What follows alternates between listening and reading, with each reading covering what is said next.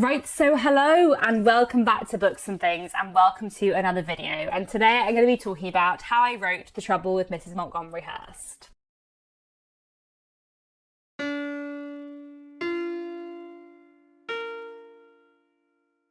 I haven't made a video about writing for a while, and I have been meaning for ages to make a video talking about how I wrote The Trouble with Mrs Montgomery Hurst. I made a similar video for my debut novel, The Secrets of Hartwood Hall, I guess a year and a half ago, and I've been meaning to do the same for my second novel, which came out back in July. And I have a few other updates and things I wanted to mention, so I thought I would kind of combine them all together in this video. So the first thing I wanted to say is that there is a new cover for Montgomery Hurst for the ebook for the time being, and for the paperback when it comes out in June.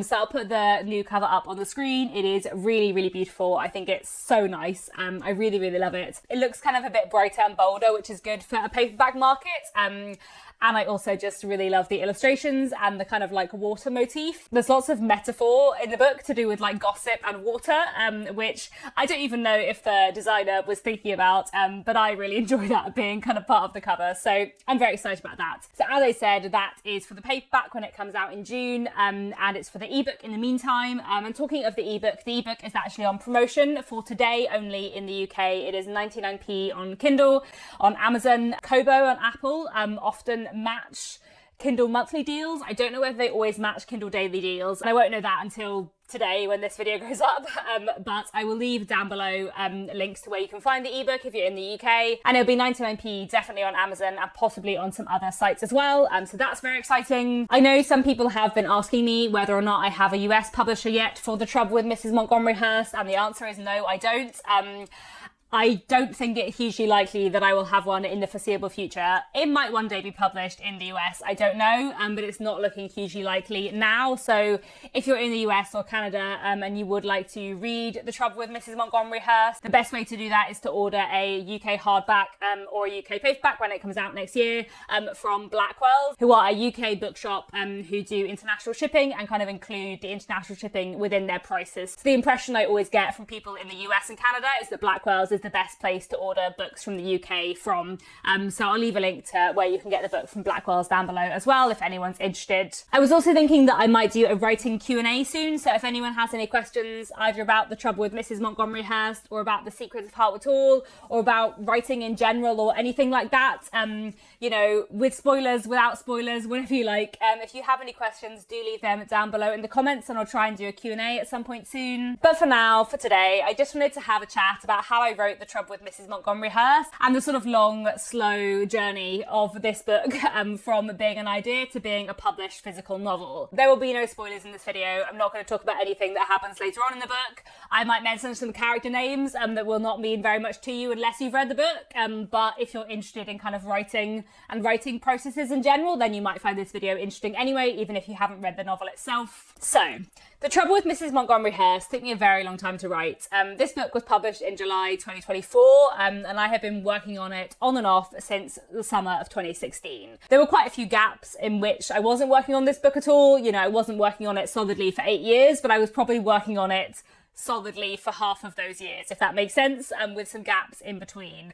It took me a long time to write, and it took me a lot longer to finish than my first novel, The Secrets of Hartwood Hall, which I think I started writing in 2019 and then was published in 2023. The Secrets of Hartwood Hall was kind of a straightforward process. I kind of wrote it in the way I think it's best to write books. I had an idea, I wrote myself a plan, I wrote a first draft, I rewrote it several times. I got feedback from my agents and other people I knew. I rewrote it again, I submitted it to publishers, it got picked up, I did more edits with the publishers, it got published. I feel like that's kind of the correct order of doing things. Whereas The Trouble with Mrs Montgomery Hurst was much more of a bumpy ride, I suppose. I find it very entertaining that one of the main characters in this book, Amelia Ashpoint, is 23 years old, and another of the main characters in this book, Mr Hurst, is 31 years old. And when I started writing this book, I was Amelia's age, and this book has been published when I am Mr Hurst's age. So there we go. So Back in the summer of 2016, I had the idea that it might be fun to write a short story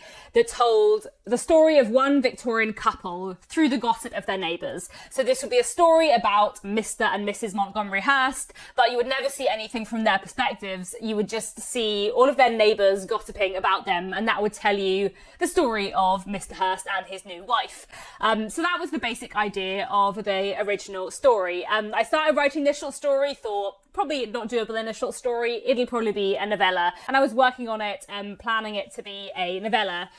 It was originally called The Marriage of Mr. Montgomery Hurst, and the opening line was, back in 2016, of course, no one was at all surprised when word spread through the parish that Mr. Montgomery Hurst was to be married, which, if you have read the final version, is quite a different opening. Now the book begins with the Ashpoint family, and then we meet everyone else later, but that beginning came in very, very late into the process. So anyway, as I said, I sort of started writing it as a novella, and I found a version of Montgomery Hurst on my computer that is 27,000 words long and gets up to maybe 3/4 of the plot, with some big gaps and everything a bit more pulled back and underdeveloped, and without a lot of the subplots that are currently in the book. And I wrote, 27,000 words of what I was intending to be a novella, got, to 3/4 of the central plot maybe, and thought, I want this to be something longer, and then I sort of went back and started filling it out. And then by March 2017, I had a full-length draft of a full-length novel. So it was 99,000 words, and it was much more similar to this book than the original novella idea was. I think basically, as I was writing this supposed novella, I just kept on finding the community around Mr. and Mrs. Hurst so interesting. I just found myself really interested in all these characters who are meant to be side characters, and I just thought it would be interesting to turn this story into something bigger, to use Mr. and Mrs. Hurst and their story as the sort of framework, but actually to follow all of the other characters around them, and how this one marriage in this one community kind of sets off lots of other little incidents and affects all the other people around them. Usually when I write a book, I plan a lot first. I have an idea and then I sit down and sort of plan and plot it out properly. I did that with The Secrets of Hartwood Hall. I did that with the book I'm working on at the moment. I did that for most of the books that I have written in the past that live on my computer and may never see the light of day. But with the initial draft of Montgomery Hurst, because the intention had been for it to be something shorter, I didn't plan it. And I'm pretty sure I wrote most of those 99,000 words without much of a plan, which is very unusual for me. And I think because I had written most of the book without much of a plan, knowing a few things I intended to happen, but not knowing everything I intended to happen, and because I'd also written a book with a lot of characters and a lot of subplots, I think that meant it needed a lot of rewriting, an awful lot of rewriting. So after I had finished the first draft in March 2017, I started to rewrite the book a lot. I tried to work out how many times I have rewritten the thing that turned into this book, and I went to my computer to look at all my previous drafts, because when I start a new draft, I copy the document and rename it so that I have all my old drafts preserved, because, you know, I like to know what I've written in the past, and also I don't want to sort of wipe the previous draft in case I suddenly think, oh, didn't I previously write a scene that was quite good that I deleted? Oh, maybe I want to bring that back. So, you know, it's useful to keep all of your previous drafts so that nothing is really lost. And let's just say there is a document on my computer called The Marriage of Mr. Montgomery Hurst, Draft 8 from October 2018. So I redrafted this book 8 times in like a year and a half. So I was working on this book pretty regularly, pretty constantly between sort of mid 2016 and mid 2018. And then in October 2018, after having done an 8th draft, I put it aside for a while to work on other projects. And after that, I didn't come back to Montgomery Hurst for ages. Montgomery Hurst is such a mouthful. I always think of this book as Monty, so we're just going to call it Monty for the rest of the video. Anyway, while I was working on various other books, I was always thinking about Monty. Like, I love this book so much, and I love the characters and the fictional county, and so many of the little details within it. And although I was working on other projects and and trying to get other books published, I always had this book in the back of my mind. I was working on another book that has never seen the light of day, sort of from late 2018 to some point in 2019, and then I moved on to The Secrets of Hartwood Hall and spent, quite a long time working on The Secrets of Hartwood Hall. But after Hartwood Hall sold to publishers, I was talking to my editor and my agent about second book ideas, and then I pitched Montgomery Hurst, and they just loved the idea, and I think they could tell how much I loved the idea. So in early 2022, I returned to Monty and did at least another 5 drafts before it even went to the publishers, and then I did at least 3 rounds of edits with the publishers, one of which was a huge rewrite, massive upheaval of the book. I think I must have done a good 16 drafts of Monty. This book has been through so many iterations, and there are so many different versions of it that are slightly different from each other, some very different from each other. Some of those 16 drafts I did kind of, just on my own, knowing things that I wanted to change about the book. Summary drafts were done taking in feedback from my writing group and other friends who write, from my husband Nick, from my brother, from my agent, from editors at the publishers, and so much more. So there have been many influences on this book, and it finally has turned into the book that it is. So I wanted to talk a bit about some of the things that have changed about the book from that first full-length draft to the final book, without spoilers.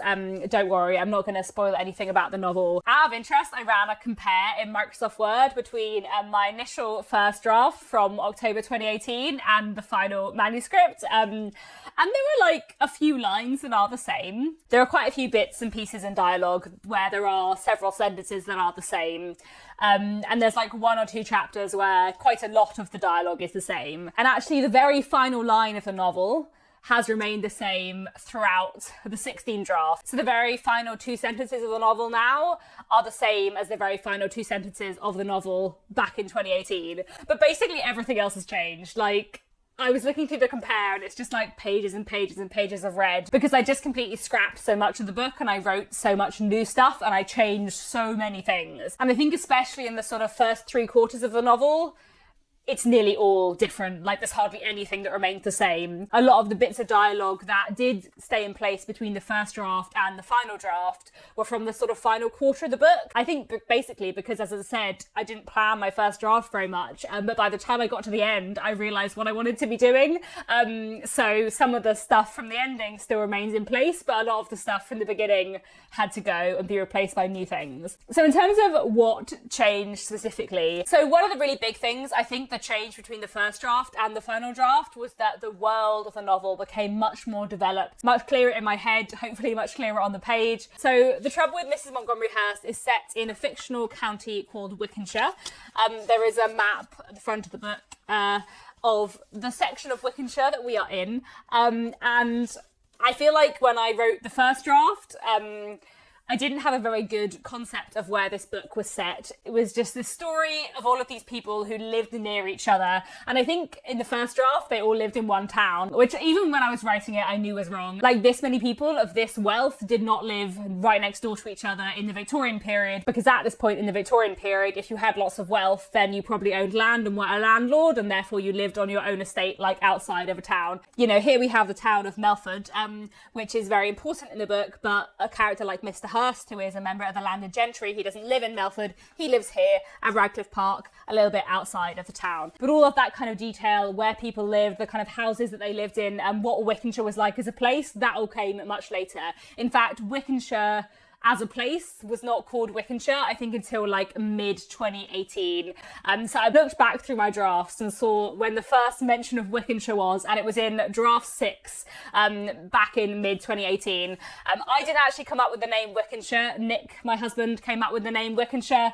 I was trying to think of a good county name, and I am very good at 18th to 20th century history, but Nick is very good at much older history and Anglo-Saxon history, and a lot of Anglo-Saxon history kind of connects to place names, because a lot of place names obviously are really old. He kind of helped me coin this place name that sounded like it could be a really old county, a place that had been in existence for a really long time. So that was fun. I just feel like over time, as I wrote and rewrote the book, the town of Melford and the county of Wickenshire became so much more developed. And as I did more research, read more non-fiction, looked at more maps, read more Victorian novels, I just got a much clearer sense sense of the kind of place this was. I drew my own map first back in 2018, and then I did a big redraw of the map in 2022, and then again in 2023, I guess, whenever I was doing the copy edit stage. Maybe that was earlier this year, actually. Lost all sense of time. That might have been in 2024. But anyway, the map now exists in its final beautiful form, which is very, very exciting indeed. There were also many characters who got lost along the way. I always wanted the town of Melford and the county of Wickenshire to feel like a real place full of a lot of people, because in this kind of small community you wouldn't just know a couple of your neighbours, you would know a lot of your neighbours. Originally there were so many more characters in this book, and I knew there were too many characters, so I cut some characters. There are so many families of Wickenshire who didn't make it into the final book. The Pinches, the Winkles, the O'Bynes, the Montagues, all lost to previous drafts. There were a lot of like really minor subplots, or sort of just like background subplots, I suppose, that happened in the first draft that had to get taken out because I just had too many characters. Like, this book already has a lot of characters. The dramatic persona is 4 pages as it is. I probably didn't need an extra 4 families, did I? There were also several more characters within the families that did make it into the original book. So Lord Solbridge and Lady Rose, who was actually initially called Lady Margaret, but the main character in The Secrets of Hartwood Hall is called Margaret, so I thought I ought to change her name. Anyway, Lady Rose and Lord Solbridge initially had an elder sister as well. There were originally 7 Palmer sisters, not 5. Felicia had a sister as well, and her brother Augustus featured in it at one point, rather than just being mentioned in passing as he is now.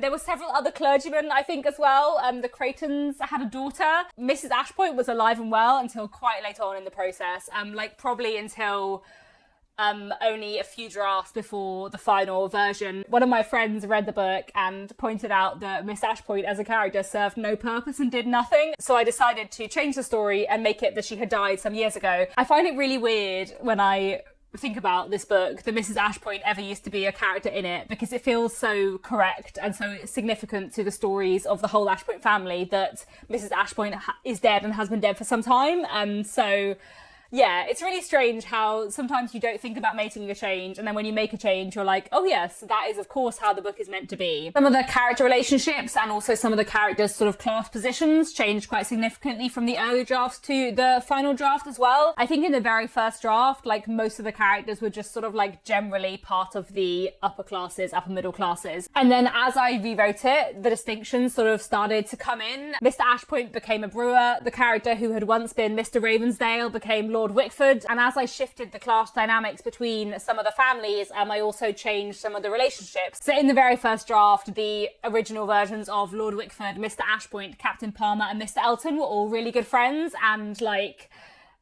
played cards together often, but instead of playing cards they actually just sat around and gossiped, and those scenes did not need to make it into the final version, and it made more sense for there to be more tension between some of those characters, especially between Mr Ashpoint and Lord Wickford. And Mr Elton makes sort of more sense, not having many close friendships, but I do kind of miss the original sort of quartet of gentlemen gossiping scenes because they were really fun. I also very slightly changed the year in which the book is set, so until I guess 2023, The Trouble with Mrs Montgomery Hurst was always set in 1838 because I wanted it to be set like at the very start of the Victorian period, because, you know, sort of part of the point of The Trouble with Mrs Montgomery Hurst is it's sort of like the shifting of power from the Regency world to the Victorian world. For certain characters, like Mrs Elton, she's still stuck in the Regency period. Like, she still thinks everything works as it used to, but it doesn't anymore. You know, the Victorian period and industrialization and everything is really shifting the power dynamics at this point in time. I ended up moving it a couple of years later to 1841. So it's still very early on in the Victorian period, but not like in the literal second year of the Victorian period. And the reason why I shifted it a few years was because I needed a particular scene to take place on a day with a full moon, and I wanted it to be the correct day of the week. And yes, you can look up online when the full moons were in any given year in the past, for quite a long way back. And I do like my novel to be correct to that degree. And I do feel that this is a slightly silly level of detail to get into. But then I was chatting to Jessica Bull, author of Miss Austen Investigates, and she told me that she also looks up the full moon dates, which made me feel a lot better about that. Full moons were very important at this point in time, because before you had a lot of light, you would always try and host a ball on a full moon evening, because that would make it much easier for everyone to get home late in the night. So anyway, I would say that in a way, like, the story was pretty set in stone by the time I finished draft number 8 in 2018, but the way I told the story changed quite a lot when I rewrote it in 2022. I rewrote the beginning so many times because it was so hard to know where to begin with this book. This is a book with a lot of characters and a lot of plots and a lot of subplots. So knowing like who to introduce when was really, really hard. I think it's interesting because now, I think if you read the final book now, like Amelia Ashpoint is the main character, but I think that's partly because you start the book with her, whereas you didn't start the book with her for so many iterations of this book. And in my head, she isn't the main character. She's just one of several main characters. Like in my head, the 4 main characters are Amelia Ashpoint, Diggory Ashpoint, Mr. Ashpoint, and Felicia Elton. And in my head, they're all like of equal importance. But I don't actually think that's true in terms of the amount of page time they got in the final version. And I do think if you read the final version as a reader, it probably feels like Amelia is the main character more than she is in my head, because it's been through so many iterations, and because I also think like who you start the story with makes a big difference. And it took me a really long time and a lot of rewrites at the beginning to work out that it made more sense to start the story with Amelia. I rewrote the beginning so many times, and I also rewrote the middle an awful lot of times. A lot of the ending has remained pretty similar since 2018, but so many of the other things have changed a lot. I rearranged so many of the sort of scenes in the middle of the book,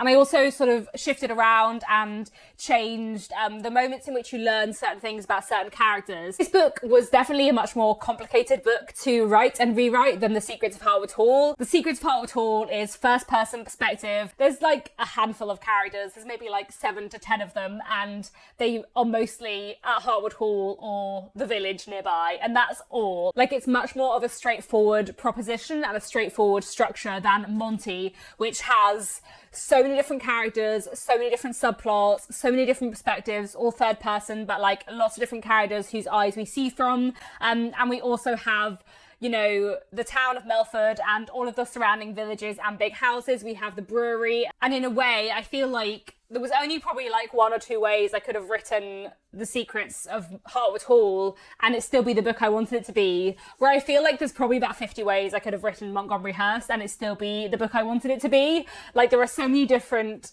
alternate reality versions of this book that still do what I want it to do, and it was really hard to just like decide which scenes needed to go in and which elements needed to stay and which needed to go. I wanted to briefly show my plotting spreadsheet for Monty, because as I wrote and rewrote this book, I came up with this spreadsheet that I used for probably all my rewrites in the last couple of years. I didn't use this back at the beginning when I was working on it for the first time, but over the last 2 years I've used this spreadsheet so much, and it's gone through so many different iterations, and basically every time I was redrafting I would rework this spreadsheet, and then I would have a think about the scenes that needed to stay, the scenes that needed to go, what needed to change, what needed to move, and I'd sort of move everything around in the spreadsheet before moving it around the book, and that really helped. I'm only going to show the first 3 chapters, so there shouldn't be anything spoilery here, but this is the spreadsheet that kind of relates to the final finished version of the book, and you can see I have a few different columns. So we have the scene number and then the chapter, and the reason why I have split those into 2 is because a lot of chapters have multiple scenes within them, and sometimes I was moving one scene from one chapter into another chapter and things like that, and I just found it easier to number the scenes as well as the chapters. You can see there's like the volume number and the chapter number here. I then have the date that the scene takes place on, because I was keeping, you know, a meticulous look at the timeline all the way through. I then have, you know, what the scene is itself, so as a little description of what happens in the scene, and then I have this character perspective it's in, and I set up conditional formatting to color code the spreadsheet by the character perspective to see sort of what a range I had. I used this spreadsheet or versions of this spreadsheet so much throughout the process of rewriting the book, and throughout most of the process I had another column on top of these which was like things that need to change, and then I would leave notes in big red letters of what I wanted to change or move where or what I wanted to do, and that definitely really helped me with editing the book. So having spoken a lot about what changed between the first draft and the last, I also wanted to talk about what didn't change, because there are some things that didn't. different.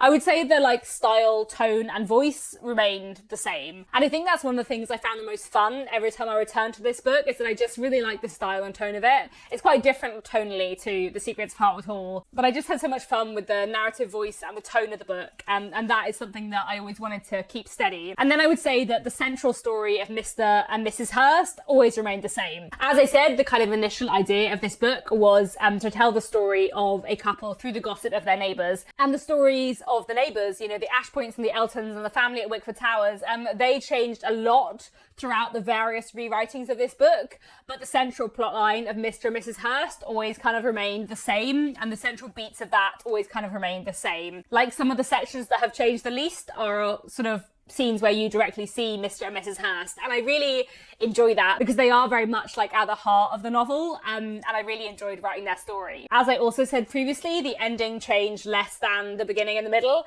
so I would say like the first 3/4 of the book, or to be honest even the first like 80% of the book, probably changed a lot more than the last 20% of the book. There are quite a lot of scenes near the end of the novel that have remained very similar to scenes from the first draft, with edits certainly, but not like completely overhauled as the first 80% of the book is. You know, how the novel ends, who ends up with who, how the character dynamics have shifted, all of that stuff was in place in the very first draft. It was just how we got to that point that shifted over time. Saying that, who ends up with who did change quite significantly from the novella to the first full-length draft.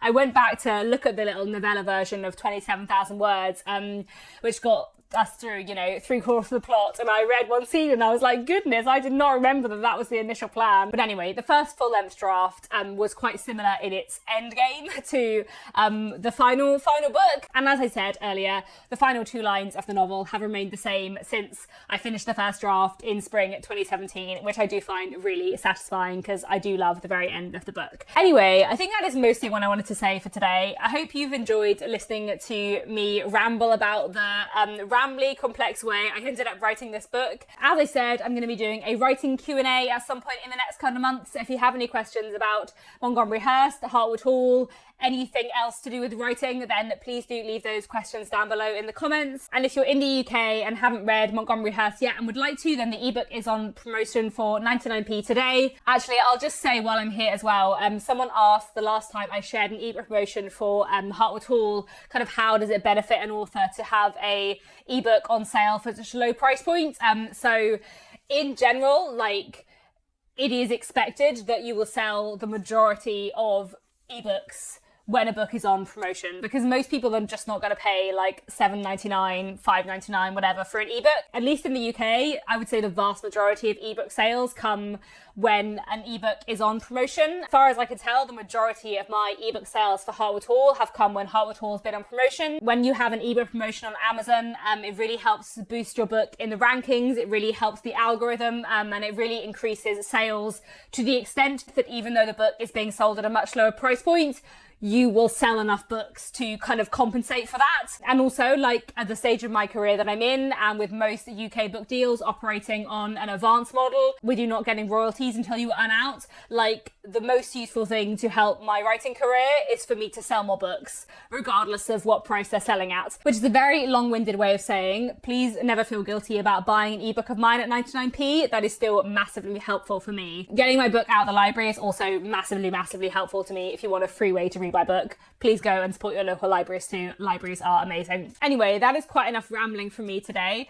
I will leave links down below to where you can get a copy of Montgomery Hurst, either in physical form or on ebook or audiobook. And I'll also leave a link down below to where you can sign up to my Substack newsletter, which is chiefly a writing newsletter. So if you're interested in finding out more about my writing and, you know, any updates I have about that, then Substack is a good place to go. I only send the newsletter like every couple of months, so I won't bother you often, but if you're interested, do go and check that out. Otherwise, that's all for now. Leave your questions down below. Thanks very much for watching, and I'll be back very soon with another bookish video.